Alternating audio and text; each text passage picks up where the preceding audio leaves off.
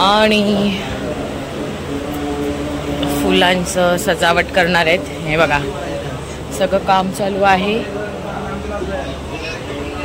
कारण उद्यापासून होम आहे 3 दिवस। सगळं काम चालू आहे आणि समाप्तीची ही आई व फुलं शोधते आणि ही सगळी अशी फुलं आहेत। याचं सगळं अरे हा ओरिजिनल तर काढला ना व्हिडिओ घेतलाय कोणाला तरी पाठवलेलं मी। हो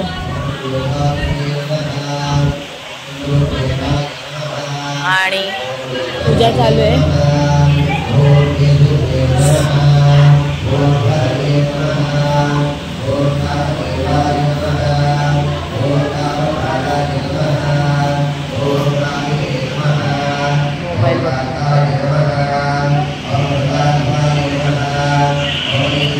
पूजा चालू आहे पूजा।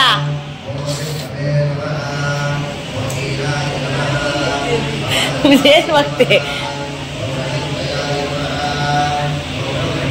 आणि सगळ्या मुली समाप्तीची पूजा चालू आहे, पारायणाची. आणि ते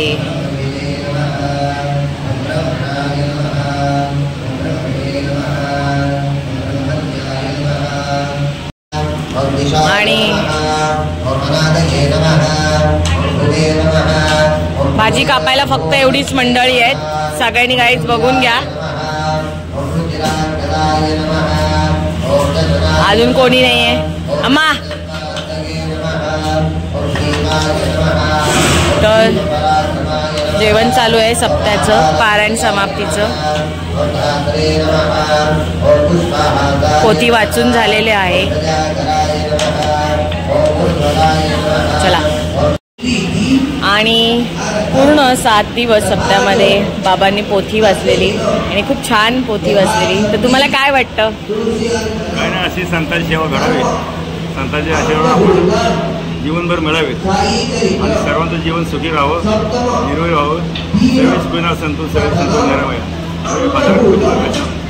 ही मंडळी संजय दादा नाना ही माऊलीला आणून, साई माऊलीला आणून फार आपल्या परिसरात उपकार केलेले आहेत. जगामध्ये साईबाबांची 4.5 मंदिर आहेत, 4.5 हजार मंदिरे जगामध्ये आहेत. साईबाबांची 4.5 हजार. त्यामध्ये आपल्यात एक चांगल्या प्रकारे मंदिर आहे. शिर्डी सोडलं तर प्रति शिर्डी जम जातात.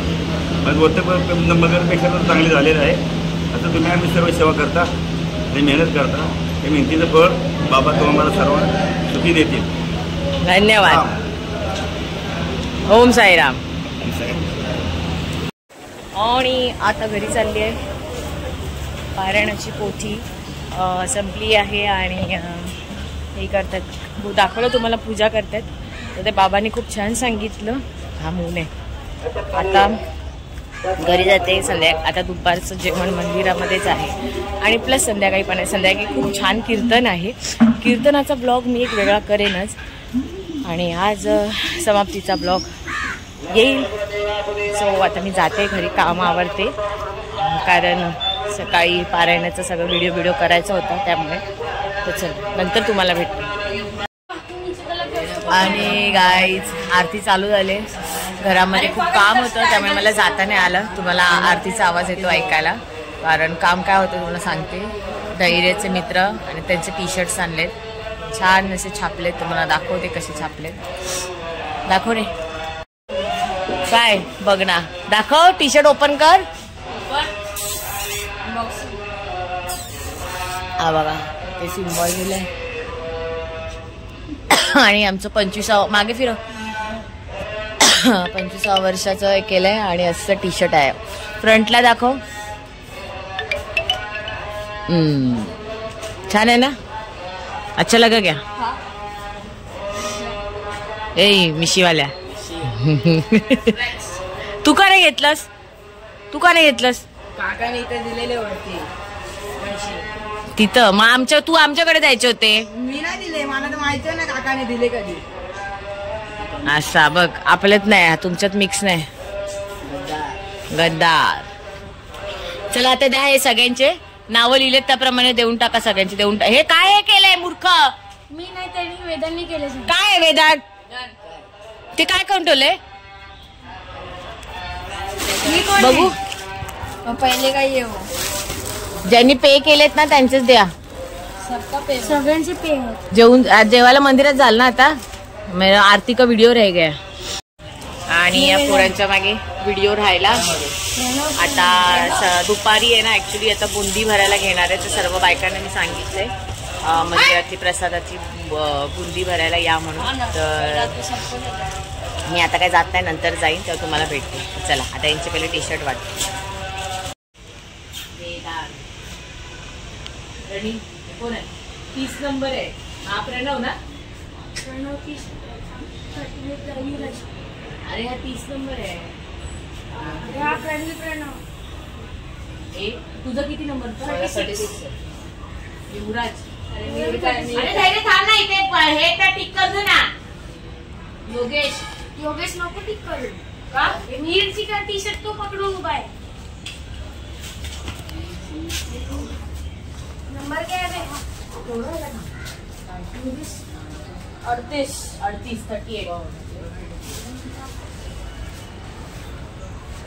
38 देख रे. युगांचा पण होता का 30?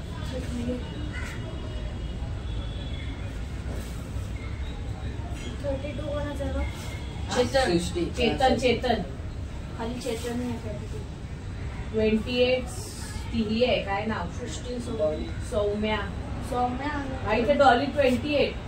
तू एक काम कर, उनका पैसा दिया है क्या? तो तू सौम्या सृष्टि उसका देखे आ उधर. सौम्या आणि सृष्टी 28 आणि 30 काय 28 आणि सृष्टी 30.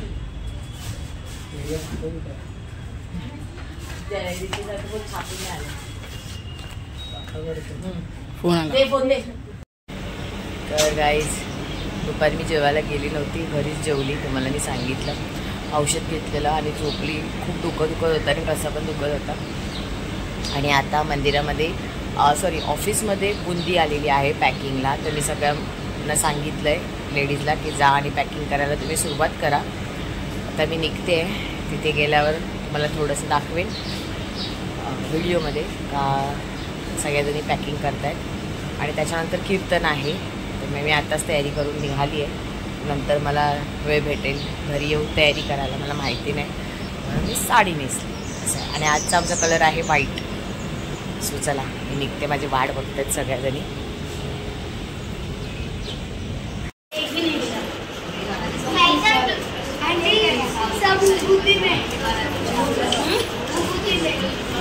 सगळ्याजणी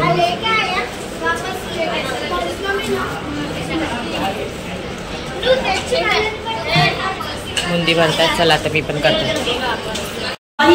पिठा वाहण्या करतात आणि तिचं 9 महिन्याचं लेकरू. अरे बाबा असं वाट्यामध्ये आलं तर ती अशी बाजूला सारायची त्याला, ते आपली पुढे निघून जायची. 9 महिन्याचं लेकरू दिवसभर त्या चिखलात लोळत होतं, मातीत लोळत होतं. सिमेंटची पोती होती तिथं, दैवत इमारती त्याच्यात लोळत होतं. आणि आम्ही आमच्या 7 महिन्याच्या पोराला जरा तसं लागू देत नाही. किती जपतो आपण त्याला. मला काय सगळ्यात जितकं आपण सोयी पाहतोय ना, देव बाबा तितक्या व्याधी आपल्या जवळ लावतोय. मग काही तुम्ही आम्हाला सांगा आम्ही काय केलं पाहिजे, काही नाही केलं पाहिजे. देव ठेवीला पैसे तो जसं ठेवतोय ना तसं राहायचं. चित्ती असू द्यावे समाधान बस. आपण बाकी दुसरं काही करायचं नाही. अजून पुढे सांगू का, आपल्याला वाटतं आपण होतोय, आपल्याकडे चाललंय, आपल्याला वाटतं आपण वाहतोय. काय झालं, एका माणसाला बाजारामधनं घोडा विकत घेतला. घोडा तुम्ही ऐकताय ना, ऐकताय सगळे घोडा विकत घेतला. घोडा त्याला विचार केला गाव आपलं 50 किलोमीटर दूर आणि 50 किलोमीटर मध्ये घोड्याला भूक लागेल. बरोबर आहे की नाही? घोड्याला भूक लागेल. मग घोड्याला भूक लागेल म्हणून त्याला ठरवलं काय, आपण गवताच्या पेंडी घोड्याला खाण्याकरता द्यायच्या. आता ऐका तुमची लोक दोन्ही हातामध्ये अशा गवताच्या पेंडी घेतल्या आणि हा गडी बिचारा असा घोड्यावरती जाऊन बसला. 25-30 किलोमीटरचा प्रवास झाला आणि 25-30 किलोमीटर पुढे आल्याच्यानंतर त्याला असं वाटलं काय, अरे अरे अरे अरे काय म्हणते आपण स्वतःही घोड्यावरती बसलो, गवताच्या पेंडी सोडा बाबा त्या घोड्यावरती. बिचारा घोडा माझंही वजन घेतोय आणि पेंडीचंही वजन घेतोय. त्यानं ठरवलं घोड्याचं वजन हलकं करायचं. मग कसं काय हलकं करायचं म्हटलं, एक डोकं वापरायचं. काय करायचं तर म्हटलं, घोड्याचं वजन हलकं करण्यासाठी गवताच्या पेंडी आपण डोक्यावरती घ्यायच्या. त्याला दोन्ही पेंडी गवताच्या आपल्या डोक्यावरती घेतल्या आणि मग खालचा घोडा मनात म्हणत होता, खरे माझ्या त्याच्या सगळे वयाने मोठे येतो, मला नाही असं काही बोला असं वाटत कीर्तनामध्ये. काय करू आता शब्द पण असे थोडे खालचा घोडा म्हणत होता, काय वेळ आहे बाबा तू, तुला काय वाटतं, तुझ्या डोक्यावरती पेंड्या घेतल्या म्हणजे माझं वजन कमी होणार आहे का? अरे मूर्खा, माझं वजन नाही कमी केलं, तुझ्या डोक्यावरचा भार वाढवला.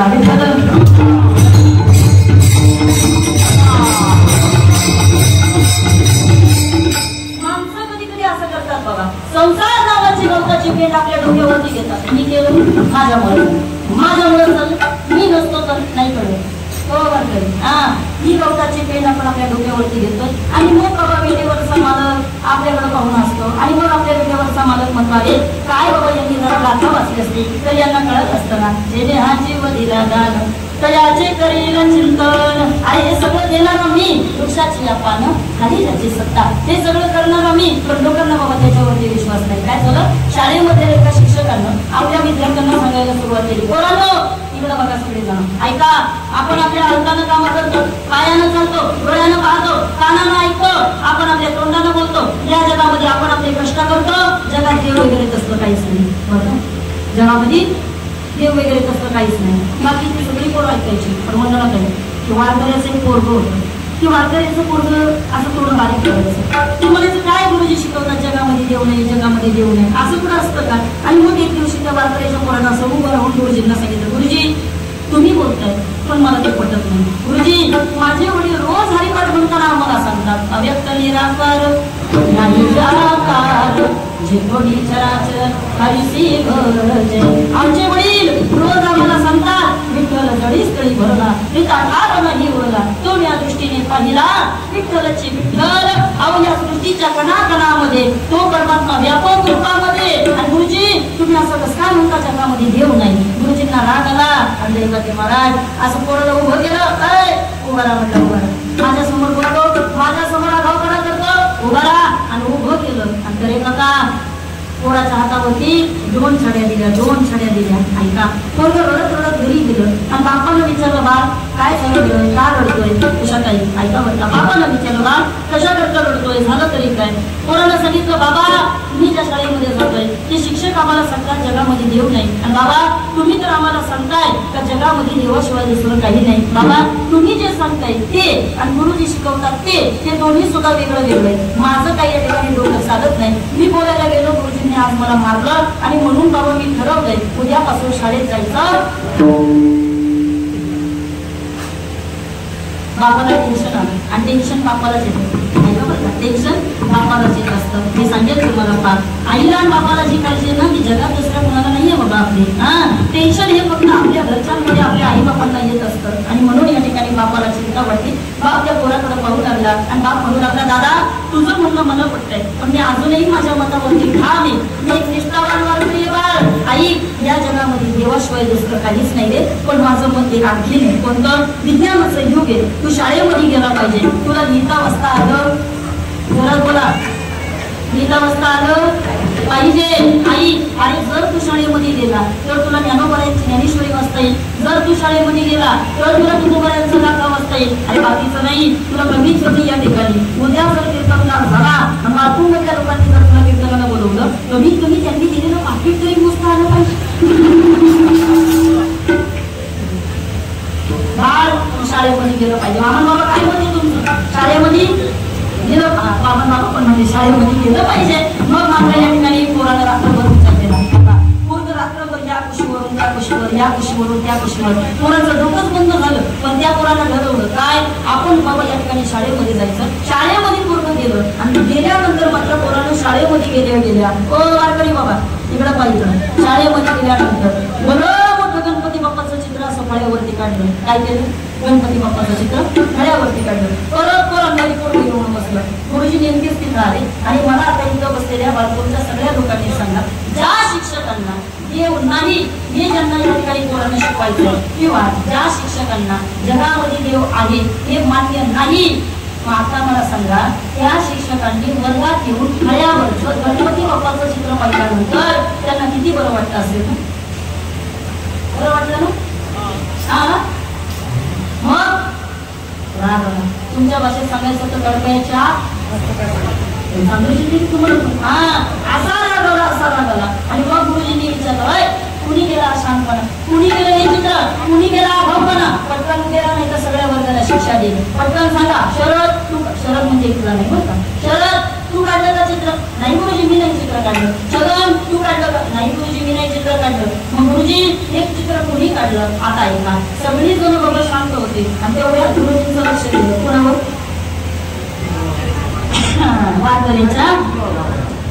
वारकऱ्याच्या पोराला उभा खरं खरं सांग, तूच केलं नाही. नाही गुरुजी मी नाही केलं. खरं बोल, काल मी तुला 2 छड्या मारल्या, मला माहितीये हे चित्र तूच काढले, माझी मस्करी करण्याकरता, माझी किल्ली उडवण्याकरता हे सगळं तूच केलं. मग मात्र वर्गण्याचं पोरगं म्हणलं गुरुजी मी खरं सांगतो बरं तुम्हाला, बाकी तुम्हाला खरं नसतं वाटत तर मी शेजारची शपथ घेतो. बरीच लोक असे असतात शेजारची शपथ घेतात. गुरुजी मी नाही चित्र काढलं, पण ऐका ना गुरुजी, ऐका ऐका ऐका, तुम्हाला माहितीये का आज काय झालं? मी शाळेमध्ये जरा लवकर आलो आणि शाळेमध्ये आल्यानंतर गुरुजी मी एक चित्र पाहिलं. काय झालं माहिती गुरुजी? आज मी असं पहिल्या बेंचवर बसलो होतो आणि माझ्या समोर गुरुजी असा एक खडू उठला, गळ्याकडे गेला आणि त्यानं गणपती बाप्पाचं पोट काढलं. गुरुजी दुसरा खडू उठला, गळ्याकडे गेला आणि त्यानं गणपतीचं तोंड काढलं. गुरुजी तिसरा खडू उठला, गळ्याकडे गेला, त्यानं गणपतीचे हात पाय काढले. गुरुजी चौथा खडू उठला, गळ्याकडे गेला आणि त्यानं गणपतीच्या हातामध्ये मोदक आणि पायापाशी उंदीर काढला. गुरुजी म्हणला काय रे 9:30 वाजत आले आणि तुला आता मला हे सांगायचंय, काही सांगणार का तुम्हाला? नाही नाही नाही म्हणते, एडा झालायस का तू? असा कडू कुठं उठून स्वतः चित्र काढू शकतो का? आणि ह्याला काढणारं कोणीतरी कडू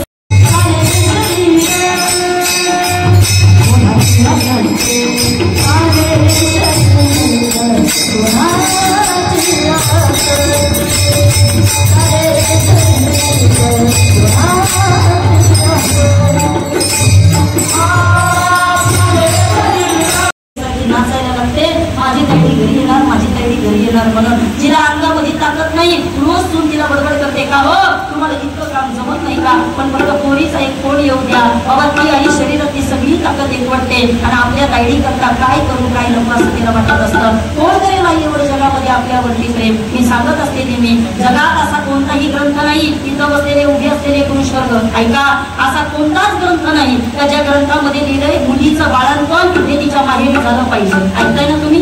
असं कधीच कुठल्या ग्रंथात लिहिलेलं नाही. मग तरी सुद्धा आपण मुलीला या ठिकाणी बाळंतपणाला माहेरी पाठवतो. का पाठवतो? सासरी तिचं बाळंतपण होऊ शकत नाही का? बोला बोला पटकन.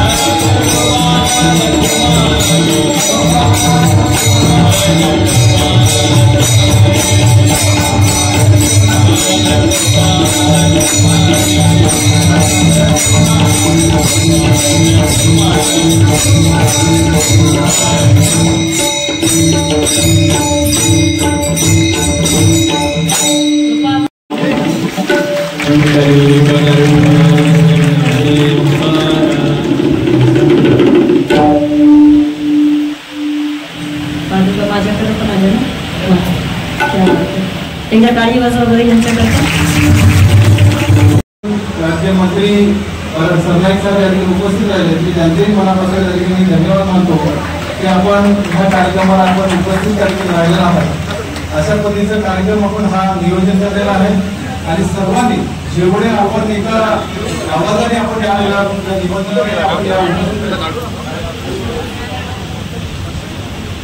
आणि ह्या सर्व गोष्टी आपल्याला करण्याच्या संदर्भात आपण सर्वच मंडळी उपस्थित राहिल्यात.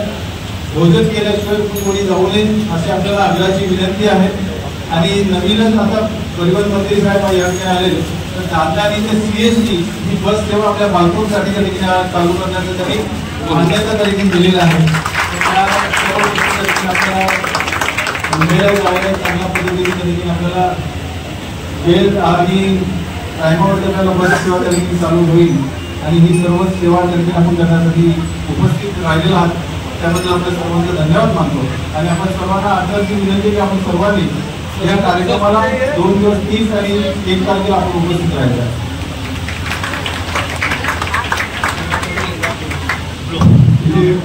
आपल्याला सगळ्या भाविकांना नम्र विनंती आहे की जेवल्याशिवाय कोणी जाऊ नका. आज तो पाचवेचा काही दिलेला आहे, पण भगवान तुमच्यावरती देव सुद्धा जास्तीत जास्त स्थानिक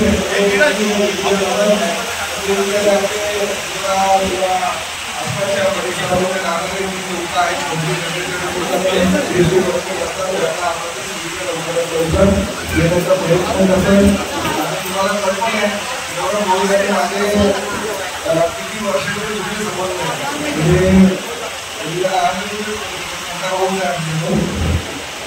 म्हणजे माझ्या आयुष्यातला पहिला जो सत्कार आहे ह्या बाळकूप गावामध्ये 92 साली तेवढा निवडणूक केला तेव्हा मी देवगिरीला जायचो. 97 इथे खासदार येऊन सर्व आम्ही नगरसेवक असताना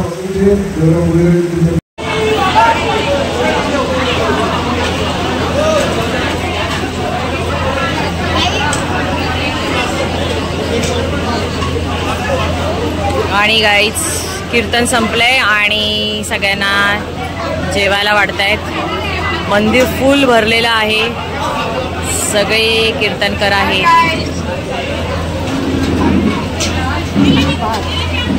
लांबून 1 किलोमीटरवरनं आलेली ही बाई. ही बा